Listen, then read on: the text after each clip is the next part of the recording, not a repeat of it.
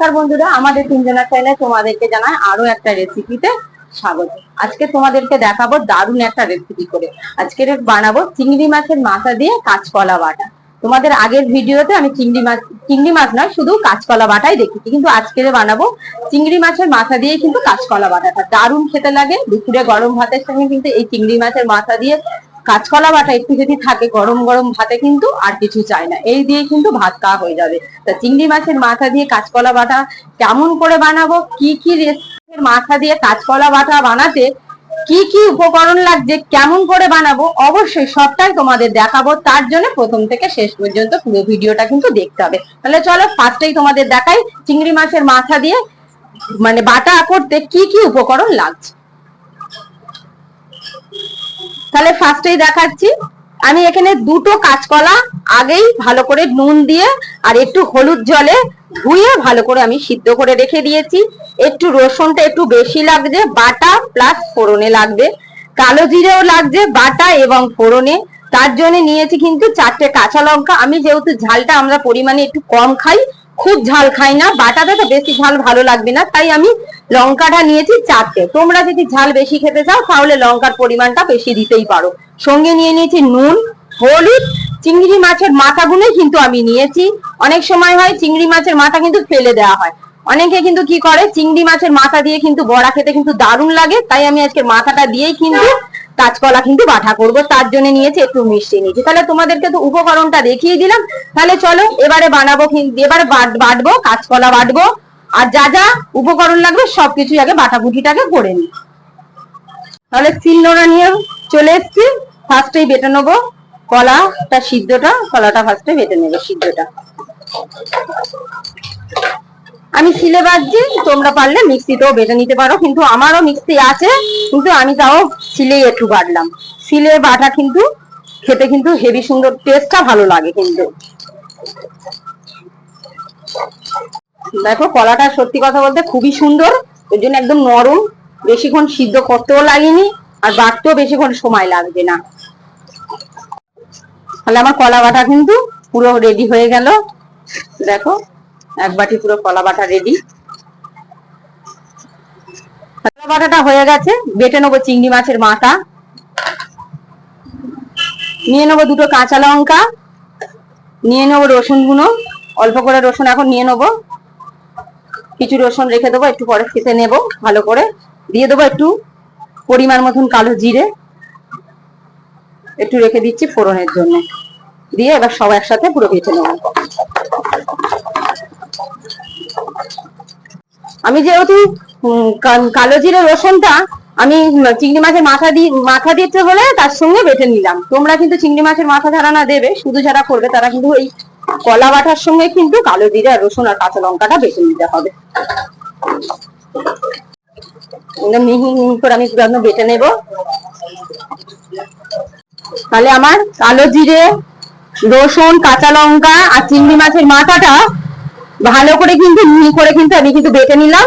এবারে এই বাটিটাতে আমি তুলে নেব। এবার যে রসুনটা রয়েছে, রসুনটা শুধু হালকা করে একটু ভালো করে শিলে ফেলে থেতো করে নেবো, ফোড়নে দেবো তো ওই জন্য। দেখো দারুণ কিন্তু একটা রসুনের কিন্তু ফোড়নে দিলে কিন্তু বেশ সুন্দর একটা গন্ধ বের হয়। ভালো করে আমি থেতো করে নেব।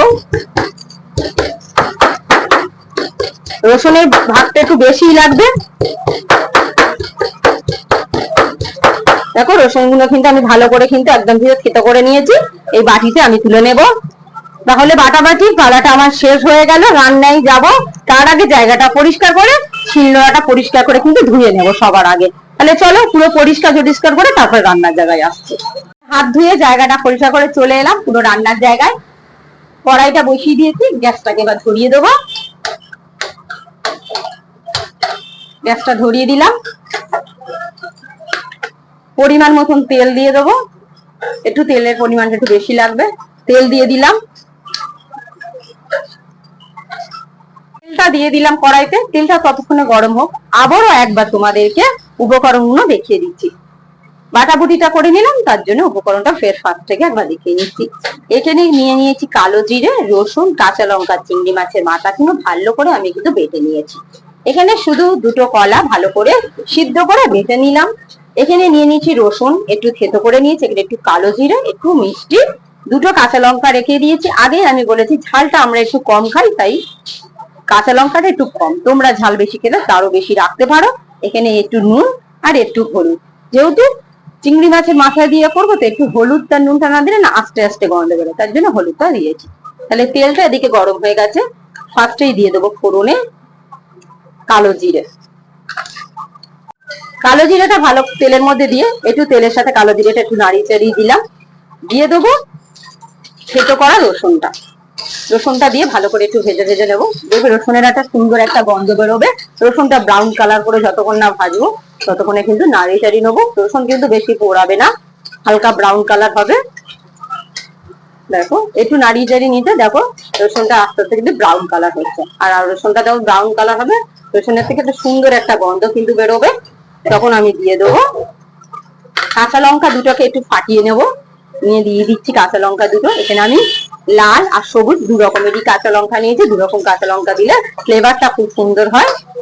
আর লাল লাল কাঁচা লঙ্কা দিলে একটুখানি বেশ কালারটাও ভালো লাগে দেখতে। এবার দিয়ে দিচ্ছি ফোড়নেতে একটু নুন। নুনটাকে ভালো করে কাঁচা লঙ্কা রসুন আর কালো জিরের সাথে একটু ভেজে নিলাম। দিয়ে দেবো হালকা একটু সামান্য মতন হলুদ দিয়ে দিলাম। হলুদটা দিয়ে ভালো করে একটু ভেজে নেবো যাতে না কোনো হলুদের না কোনো গন্ধ থাকে। দিয়ে ভালো করে একটু নাড়ি টেনে নেবো। মশলা কিন্তু বেশি পোড়াবে না, পোড়ালে কিন্তু তিতো হয়ে যাবে। হালকা দেখো ব্রাউন কালার সুন্দর একটা ভাজা হয়ে গেছে, তেলটা থেকে কিন্তু মশলাগুলো কিন্তু তেল ছেড়ে গেছে। এবার দিয়ে দেবো কালো জিরে, চিংড়ি মাছের মাথা, রসুন, কাঁচা লঙ্কা পেস্টটা ভালো করে দিয়ে দিলাম। দিয়ে এবারে ভালো করে ভেজে নেবো। দেখো সুন্দর একটা কিন্তু গন্ধ বেরিয়েছে। ভালো করে নাড়াচাড়া করে ভেজে নিলাম। ভেজে নিয়ে এবারে দিয়ে দেবো কলা বাটাটা। কলা বাটাটা দিয়ে কলা বাটাটাকে দিয়ে ভালো করে এবারে আমি মশলার সাথে কষে নেব। দেখো মশলার সাথে ভালো করে কষে নেব, কারণ যেহেতু কলা বাটাতে একটু আটো আটো থাকে তো ওই জন্য ভালো করে নেড়ে চেড়ে কিন্তু ভালো করে ভাজতে হবে, যাতে মশলাটা যেন কলার সঙ্গে যেন ভালো করে যেন ঢোকে।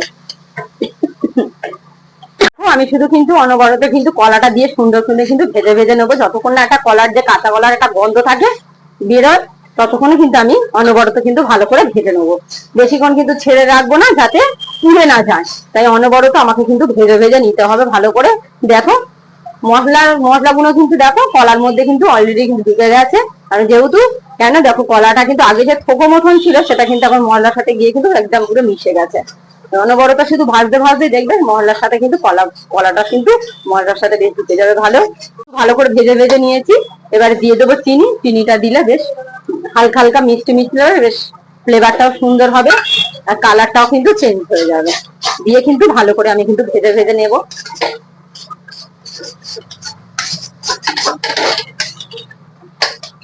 বেশ অনবরত কিন্তু নাড়তে নাড়তে কিন্তু কলার বাটার দেখো কালারটা দেখো খুব সুন্দর একটা চলে এসছে। আর একটু ভেজে নেব। অনেক ঘরেতে বড়রা থেকে বলো বাচ্চারা, বড়রা না খেলে তো আর বাচ্চারা তো আর শিখবে না।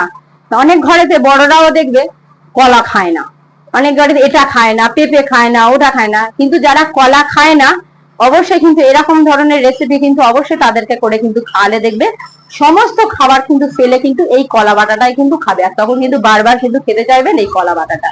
আর আমি যখনই রান্না করি আমাদের তিনজনের ছেলে আমি যখনই রান্না করি কিন্তু আমি কিন্তু হালকা পাতলা কিন্তু রান্নায় দেখায় কম মশলায়। আমি নিজেও রিচ খাবার পছন্দ করি না, আমার ঘরে বাচ্চা আছে তাকেও কিন্তু আমি বেশি রিচ খাবার, হ্যাঁ যেগুলোতে গুঁড়ো লঙ্কা না দিলে নয় অবশ্যই সেটুকুনিতে দিই, কিন্তু আমি বেশিরভাগ কাঁচা লঙ্কা এবং হালকা পাতলা রান্না দেখাই আমি, এবং আমরাও সেটা খাই বলেই তোমাদেরকে কিন্তু আমি তাই দেখাই। আর বিশেষ করে এখন গরম পড়েছে, খাবার উপরে কিন্তু আমাদের শরীরে কিন্তু ভালো থাকার কিন্তু নির্ভর করে। কারণ যদি আমরা কোনো রিচ খাবার বেশি তেল মশলা খাবার খাই কিন্তু শরীর আমাদের খারাপ করলে তখন কিন্তু দেখবে কোনো কাজকর্ম করতে পারবো না। বাচ্চাদেরও কিন্তু খাওয়ালে কিন্তু তখনও কিন্তু অসুস্থ হয়। তাই আমি সবসময় হালকা কম মশলা দিয়ে জিরে আদা বাটা এরকম ভাবেই কিন্তু বেশিরভাগ কিন্তু হালকা পাতলা রান্নায় আমি নিজেও খাই, তোমাদেরকে ওই জন্য বারংবার দেখাই আর বলি বাচ্চাদেরকেও কিন্তু এরম ভাবেই কিন্তু খাওয়াবে, তারা দেখবে সুস্থ থাকবে। আমরাও দেখবে যদি সবজি নানান রকম সবজি যদি খাই তখন দেখবে বাচ্চাটাও দেখবে খেতে শিখবে। আমরা যদি সবজি এটা খাই না ওটা খাই না, সমস্যাটা গিয়ে কিন্তু বাচ্চাদেরই হয়। কারণ সবজি না খেলেই কিন্তু বাচ্চাদের কিন্তু অনেক সময় অনেক শরীর খারাপ বলো, অনেক রোগের দেখা দেয়। অনেকে দেখবে ডাক্তারখানায় গেলে কিন্তু বেশিরভাগ বলে সবজি খাওয়াও, জল খাও। তাই নিজেরাও খাও আর বাচ্চাদেরকেও আমি বারংবার বলি, আবারও আজকেরও বলছি। হয়তো ভাববে যে দিদি অনেক কথা জ্ঞান দিয়ে বলে, কিন্তু একদমই নয়। কারণ যেহেতু আমার ঘরে বাচ্চা রয়েছে, অনেক সময় দেখি তো অনেক বাচ্চা অসুস্থ, এটা খায় না ওটা খায় না, তাই জন্যই আমার বলা যে নিজেরাও সবজি খাও, বাচ্চাদেরকেও সবজি খাও। দেখো তোমাদের সাথে কিন্তু কথা বলতে বলতে কলা বাটাটা কিন্তু আমার কিন্তু একদমই কিন্তু রেডি হয়ে গেছে। খুব সুন্দর কিন্তু একটা কিন্তু গন্ধ বেরিয়েছে, দারুণ একটা গন্ধ বেরিয়েছে। তাহলে চলো কলা বাটাটা কিন্তু পুরোপুরি রেডি, গ্যাসটাকে বন্ধ করব, আমি এই পাত্রে কলা বাটাটাকে ঢেলে নেব। রেডি হয়ে গেল কলা বাটাটা। অবশ্যই তোমাদেরকে আমি কলা বাটাটা খেয়ে দেখাবো কেমন খেতে হয়েছে।